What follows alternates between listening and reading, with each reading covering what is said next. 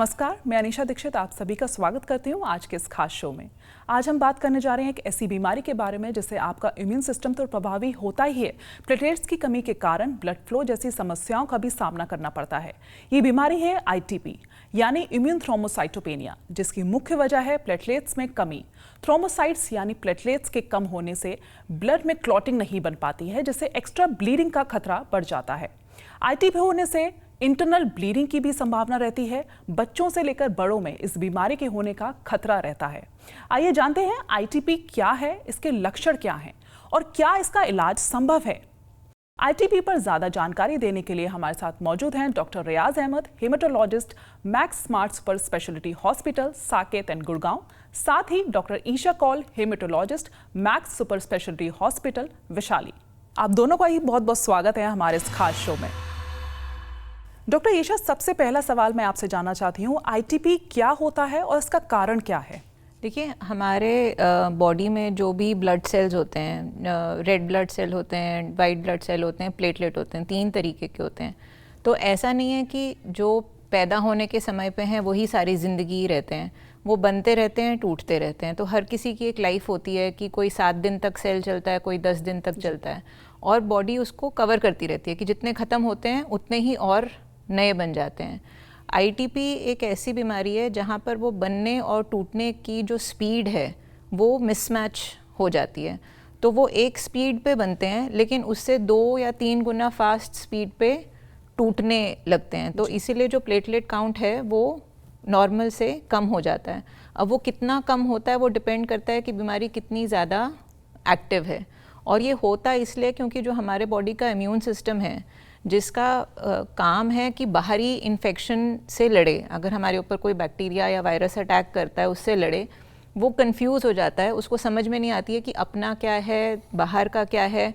तो वो अपनी प्लेटलेट को ही अटैक करने लगता है क्योंकि उसको एक सिग्नलिंग प्रॉब्लम हो जाती है। उसे लगता है कि ये कोई बाहरी इन्फेक्शन है।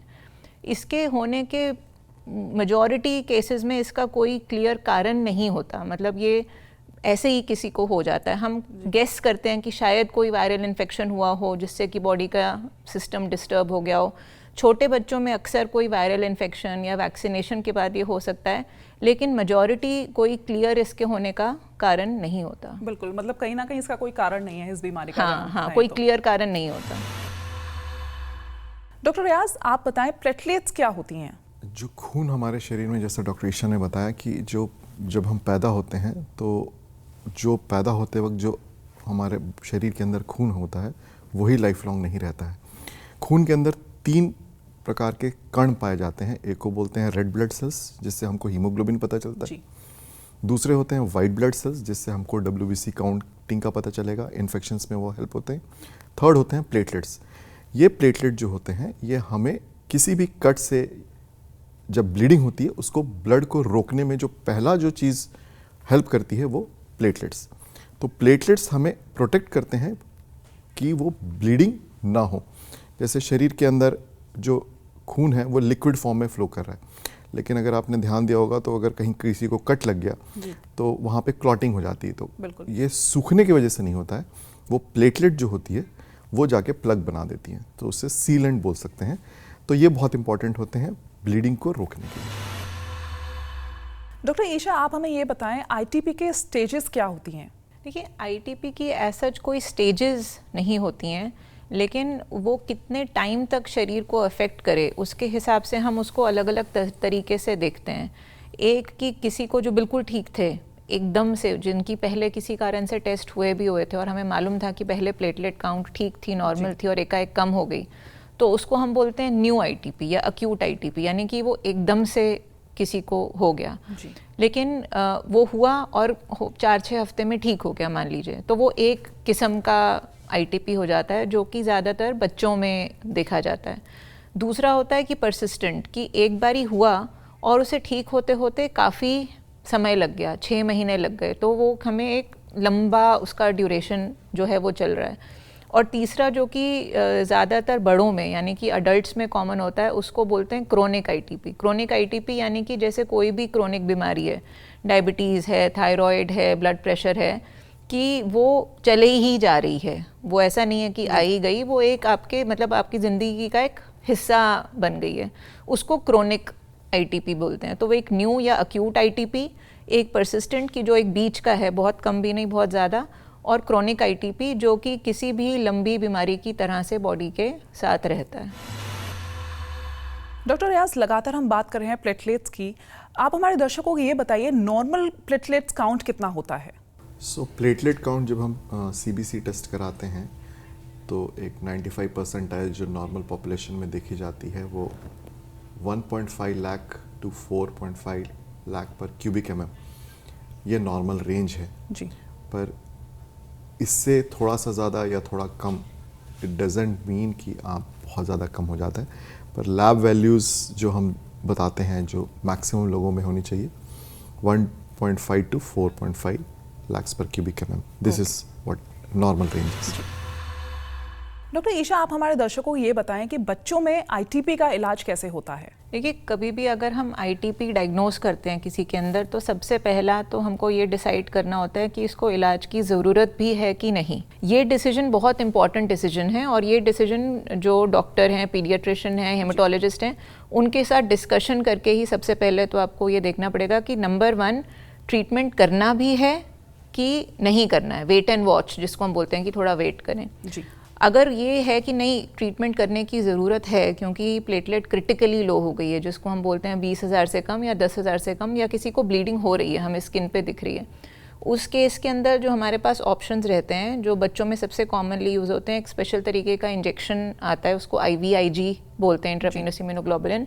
वो बहुत इफेक्टिव रहता है, एक डोज से ही जनरली वो ठीक हो जाता है। तो 90% टाइम्स वो है, लेकिन वो हर जगह अवेलेबल नहीं होता। जैसे छोटे छोटे हॉस्पिटल्स में या छोटे शहरों में वो नहीं अवेलेबल होता, तो वहाँ पर स्टीरॉइड्स जो हैं वो यूज़ किए जाते हैं उसमें। लेकिन ये ध्यान रखना चाहिए कि स्टेरॉइड्स कम से कम टाइम तक यूज़ किया जाए। तो नंबर 1 इलाज करना भी है कि नहीं, ये एक बहुत सबसे इम्पॉर्टेंट डिसीजन एक्चुअली यही है कि करना है कि नहीं। उसके लिए ही आपको कंसल्टेशन की ज़रूरत है, और जब करना है तो अगर आपके पास रिसोर्सेज हैं तो आप IVIG प्रेफर्ड है, अगर रिसोर्सेज नहीं हैं तो फिर स्टेरॉइड्स। तो 80-90% टाइम्स इन्हीं चीज़ों से ITP बच्चों में बहुत अच्छा रिस्पॉन्ड करता है। बिल्कुल। डॉक्टर रियाज, आप हमें ये बताएं कि क्या ITP से बचा जा सकता है, या यूं कहें कि ITP क्योरेबल है? यस, सो 2 अलग अलग क्वेश्चन है। एक ITP ठीक हो सकता है और ITP क्योरेबल है। यस, ITP ठीक किया जा सकता है, जैसे अभी डॉक्टर ईशा ने बताया कि ITP को देने के लिए कुछ दवाइयां हैं, IVIG या स्टेरॉइड्स या और भी जो इम्यूनोसप्रेसिव दवाइयां हैं। अब जब भी हम देंगे, कुछ समय के लिए देंगे, कुछ स्पेसिफिक टाइम के लिए देंगे, तो प्लेटलेट काउंट बढ़ना चालू हो जाएगा। उसको फिर जब तक 3 to 6 मंथ्स दीजिए, उसके बाद टेपर ऑफ कर दीजिए और ये आपकी ITP ठीक हो जाएगी। क्योर, कई बार क्योर वर्ड और ठीक होने में फ़र्क यह है कि ITP कई बार ये क्योंकि इम्यून रिलेटेड है तो ये फिर से प्लेटलेट ड्रॉप कर जाता है, ITP रिकरेंस हो जाती है, तो हमको मल्टीपल टाइम ट्रीटमेंट करने की ज़रूरत पड़ती है। बच्चों में कम है ऐसी आवश्यकता, एडल्ट्स में ज़्यादा है। ठीक कर, जो क्योरेटिव वर्ड जो हम मेडिकली बोलते हैं, क्योर मतलब कि एक बार मैंने ट्रीट कर दिया, अब लाइफ में वो वापस कभी नहीं आएगी। तो क्योर वर्ड जो है वो मेडिकल ट्रीटमेंट के साथ नहीं है, वो क्रॉनिक केसेस के साथ है, एडल्ट केसेस के साथ है, और जिसको हम बोलते हैं कि क्योर करने के लिए एक स्प्लीनेक्टोमी ऑपरेशन किया जाता है, जिससे वो क्योर हो सकती है। उसी से 70% चांस है कि वो क्योर हो सकती है। बाकी जितनी भी मेडिकल ट्रीटमेंट है, जितनी भी दवाइयाँ हैं, वो आपको कुछ समय के लिए 6 months to years टुगेदर वो आपकी बीमारी को कंट्रोल में रख सकते हैं। डॉक्टर ईशा, अगर हम बात करें ITP से प्रभावित लोगों की, तो कितने लोग ITP से प्रभावित हैं? देखिए, ITP जो है बहुत कॉमन भी नहीं है, जैसे कि ब्लड प्रेशर है, डायबिटीज़ है, लेकिन बहुत रेयर भी नहीं है ना। तो करीब मतलब 1 लाख में 10 लोग के करीब, या 10,000 में एक इंसान एवरेज जो है। इंडिया के लिए हमारे पास अनफॉर्चुनेटली बहुत क्लियर इन्फॉर्मेशन नहीं है, क्योंकि ऐसी कोई स्टडी नहीं की गई है, लेकिन जो हम दुनिया भर से समझते हैं उसमें हमें कि करीब 10,000 में एक इंसान हमारे आसपास हैं जिसको ITP है। लेकिन हमारा पॉपुलेशन बहुत बड़ा होने की वजह से वो नंबर बड़ा हो जाता है। तो एक रीज़नेबली कॉमन आप कह सकते हो कि ये बीमारी है। डॉक्टर रियाज, बच्चों में आईटीपी बड़ों की तुलना में कितना अलग है? आईटीपी जो होती है या तो हम बच्चों में ज़्यादा कॉमनली देखते हैं या बड़ों में। जो एक्यूट मतलब बहुत तेज़ी से जो आते हैं और जिसमें ब्लीडिंग के चांसेस ज़्यादा रहते हैं वो बच्चों में होती है। जो क्रॉनिसिटी है, जो लंबे समय तक चलती है और काफ़ी समय लेगी ठीक होने के लिए, वो एडल्ट में देखी जाती है। बच्चों में जैसा अभी हमने डिस्कस किया कि हो सकता है वो उसको ट्रीट ना भी करें और वो ठीक हो जाए जी। एडल्ट्स में वेट एंड वॉच नहीं होता है। एडल्ट्स में you have to get treated. एक बार आपकी डायग्नोसिस हो गई और आपका प्लेटलेट काउंट 30,000 से कम है तो आपको ट्रीटमेंट लेना पड़ेगा। कुछ स्पेसिफिक टाइम तक अगर उसने रिस्पॉन्ड किया तो ठीक है, अदरवाइज ब्लीडिंग कॉम्प्लिकेशंस होने के चांसेस इसमें ज़्यादा हैं। जैसे ब्रेन में हेमरेज हो गया या इंटरनल ब्लीडिंग हो गई, तो ये सब चीज़ें हम ज़्यादा देखते हैं। तो अगर हम नटशेल में बोलें कि आम भाषा में बताएं कि एक्यूटनेस जो होती है, बहुत तेज़ी से जो आता है, वो बच्चों में रहेगा, लेकिन वो बहुत जल्दी ठीक भी हो जाएंगे। जो लंबे समय तक रहेगा और बहुत ज़्यादा टाइम लगेगा वो बड़ों में। डॉक्टर ईशा, अडल्ट्स में आईटीपी का इलाज कैसे किया जाता है, ये हमारे व्यूअर्स को बताएं। देखिए, जो वो एक डिसीजन है कि पहले कि ट्रीट करना है कि नहीं है, वो तो हमेशा ही आपको रहता है। एक चीज़ में थोड़ा सा, क्योंकि बहुत लोग देख रहे हैं, ज़रूर क्लैरिफाई करना चाहूँगी कि प्लेटलेट काउंट कम होना हमेशा आईटीपी नहीं होता। प्लेटलेट काउंट बहुत तरीके की वजह से कम हो सकता है, तो वो असेस करना कि ये आईटीपी है कि नहीं, क्योंकि कभी कभी वो किसी और गंभीर बीमारी का एक साइन हो सकता है। अडल्ट्स में अक्सर और भी दिक्कतें होती हैं, जैसे उन्हें पहले से डायबिटीज़ है या उनको हार्ट डिजीज़ है, उनको स्टेंट वगैरह पड़े हुए हैं, एंजियोग्राफी हो रखी है, ब्लड प्रेशर की बीमारी है, तो अडल्ट्स में काफ़ी चांसेस रहते हैं कि उनको साथ में कोई और मेडिकल इश्यूज़ भी चल रहे हैं। तो आप उस टाइम पर उनको क्या एडवाइस देते हैं, आपको इस चीज़ का भी ध्यान रखना पड़ेगा। ये इसीलिए इम्पॉर्टेंट है क्योंकि जो आईटीपी में सबसे कॉमनली यूज ट्रीटमेंट है उसको बोलते हैं स्टीरॉयड्स। तो आप एक बार को जब भी किसी को स्टीरॉयड्स दोगे तो उनकी प्लेटलेट ज़रूर बढ़ जाएंगी, लेकिन अगर वो स्टीरॉयड्स हाई डोज में बहुत लंबी देर तक चला तो प्लेटलेट तो बढ़ी रहेगी, लेकिन उनको हड्डी की, शुगर की, बीपी की और इतनी मतलब बीमारियां हो जाएंगी या बढ़ जाएंगी जो आईटीपी से भी ज़्यादा खतरनाक होंगी।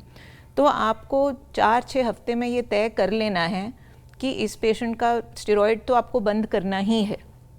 अब उस टाइम पे वो क्या बिना किसी ट्रीटमेंट के प्लेटलेट ठीक ठाक रेंज में मेंटेन कर सकते हैं कि नहीं, या फिर अगर बार बार प्लेटलेट कम हो रही है तो स्टेरॉयड चलाते रहने से ज़्यादा बेटर है कि आप कोई और दवाइयाँ दें। फॉर्चुनेटली हमारे पास अब काफ़ी ऑप्शंस हैं, मतलब आपका जो प्लान ए है उसके बाद प्लान बी में हमारे पास एक रोमिप्लास्टिम करके इंजेक्शन है जो कि ईजिली अवेलेबल है, ट्रोम्बोपैक करके एक दवाई है जो कि ईजिली अवेलेबल है। तो ये, और इनका लॉन्ग टर्म, मतलब अगर आप लगातार महीनों सालों तक भी ये इंजेक्शन या गोली चलाएं तो उसके कोई लॉन्ग टर्म ख़राब साइड इफ़ेक्ट्स नहीं हैं। तो अडल्ट्स में जहाँ पर क्रॉनिक होने का, लंबा चलने के चांसेस ज़्यादा रहते हैं, ये ज़रूरी है कि आप स्टेरॉयड के यूज़ को कम से कम रखें, और अगर ये क्लियर हो जाता है कि हाँ इस पेशेंट को लंबे इलाज की ज़रूरत है तो आप उनको और चीज़ें ख़राब किए बिना फटाफट उनको प्लान बी पर लेकर जाएं। तो ये सारी चीज़ें आपको ध्यान रखनी पड़ती हैं। डॉक्टर रियाज, अगर हम बात करें कि किसी को कैसे पता चलेगा कि वो आईटीपी से पीड़ित है? आईटीपी का डायग्नोसिस तो मेडिकल है, लेकिन पेशेंट को जो पता चलेगा वो उनके प्लेटलेट्स काउंट कम होने से। आईटीपी में प्लेटलेट्स कम हो जाते हैं, और जैसा अभी हम डिस्कस कर रहे थे कि हर प्लेटलेट काउंट कम होना डजेंट मीन कि वो आईटीपी है।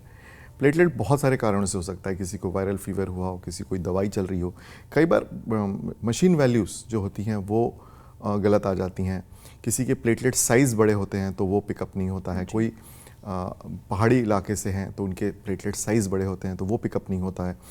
तो फर्स्ट कि वो प्लेटलेट कम होना चाहिए सीबीसी वैल्यू में, और एसोसिएटेड प्लस माइनस बोलें कि उनके ब्लीडिंग सिम्टम्स होते हैं, जैसे स्किन में रेड स्पॉट्स आ गए या आपके ब्रश करते वक्त ब्लीडिंग अनयूजुअली ज़्यादा हो रही है ना। तो ये इस तरीके की जो आपके सिम्टम्स हैं, स्किन की ब्लीड या आपने वेट ब्लीडिंग जिसको बोलते हैं, जिसके म्यूकोजल ब्लीड में मुंह के अंदर आपको रेडनेस या ब्लैक दिखाई दे रहा है, नेज़ल ब्लीडिंग हो रही है, तो इस तरीके से अगर आपको पता चलेगा तो ये सिम्टोमेटिक हो गया पेशेंट, तो आप पता चल जाएगा कि हाँ ये रेडनेस है या प्लेटलेट कम है।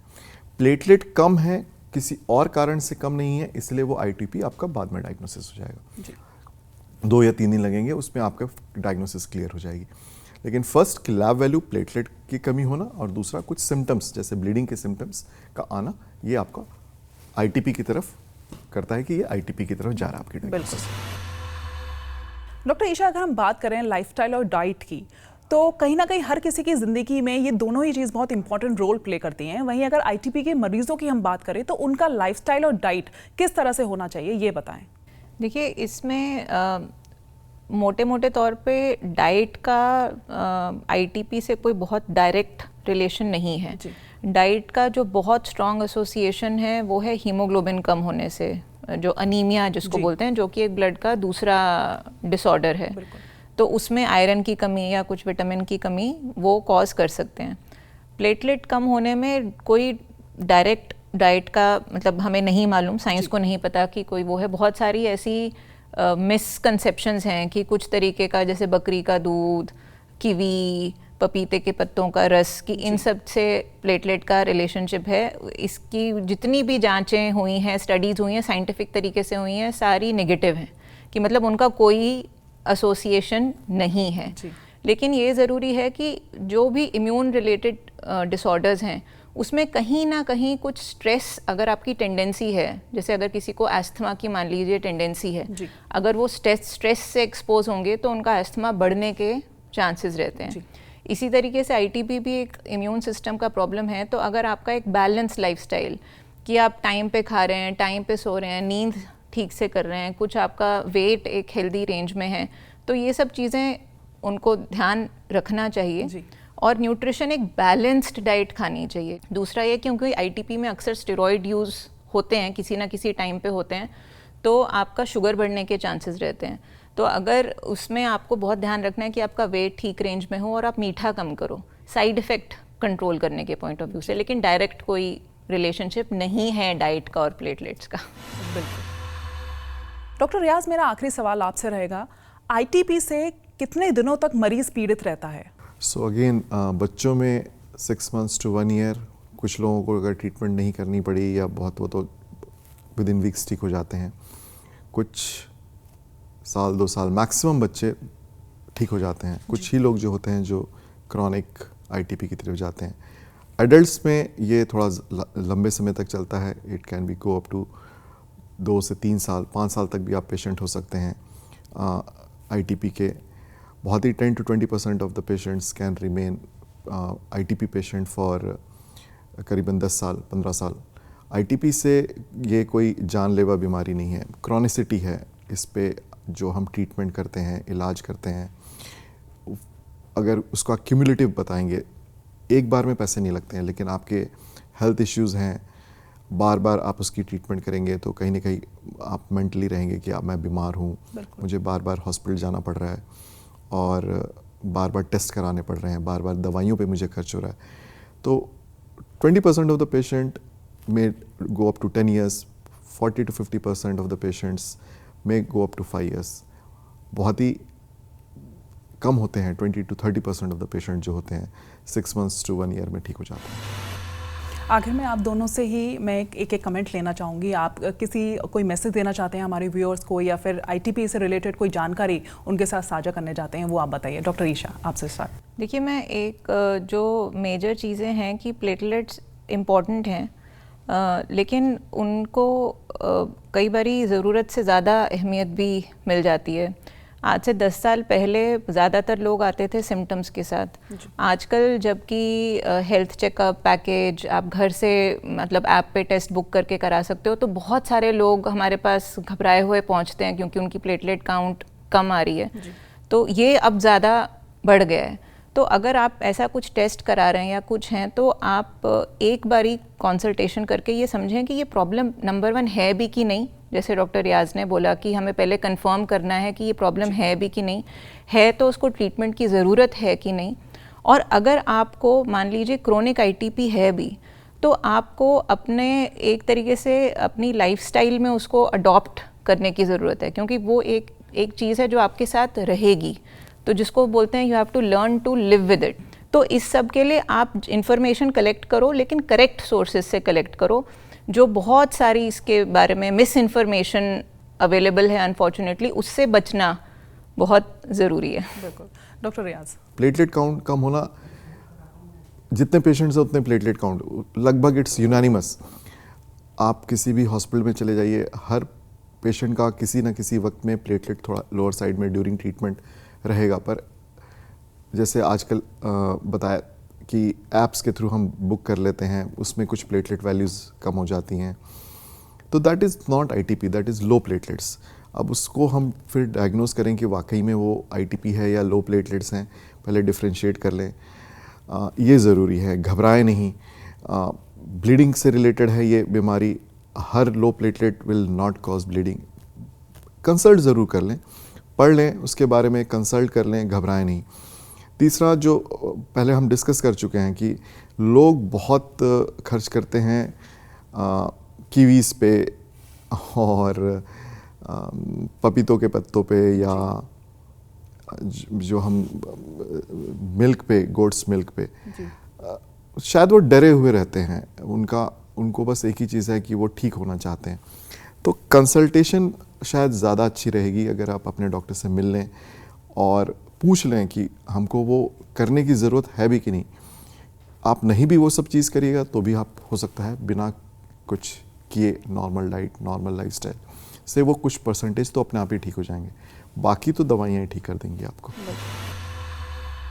आप दोनों का भी बहुत बहुत धन्यवाद हमारे साथ जुड़ने के लिए और तमाम जानकारी हमारे दर्शकों तक पहुंचाने के लिए। तो दर्शकों, आपने देखा हमारे डॉक्टर्स ने कहा कि प्लेटलेट्स कम होने से घबराना नहीं है, और जिस तरह से डॉक्टर रियाज ने भी काफ़ी सारे मिथ्स बताए आईटीपी से रिलेटेड, उन्हें सबसे पहले दूर करें। और जिस तरह से डॉक्टर ईशा ने हमारे साथ साझा करा कि किस तरह से लाइफस्टाइल और डाइट मेंटेन होनी चाहिए आईटीपी के मरीजों की, उस पर आप अपना ध्यान रखिए।